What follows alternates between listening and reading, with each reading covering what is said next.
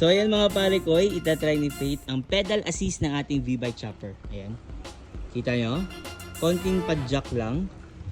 So magsisend siya ng signal sa ating hub na magdudual or triple ang lakas ng hatak ng ating motor. Ayan o. Ayan o. Ayan. So this time, sasakyan ni Faith para itry ulit ang pedal assist na siya na mismo ang magmamaneho without triggering the throttle. Ayan. Sige nga. Ayan. Ayan o.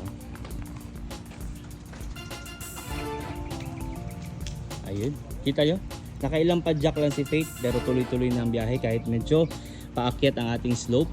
Ayan. So napakalakas din talaga ng hatak ng ating V-Bike chopper. Pedal assist pa lang yan mga pare ko ya. Ayan. Papalapit na si Faith mga pare ko yo. Ayan o. Ang angas talaga. Lakas ba ang hatak ng pedal assist? Yes po, super. Ayan, super lakas daw ng pedal assist natin ng ating V-Bike chopper. So ayos ba Faith? Yes po. Thank you Beha. Thank you.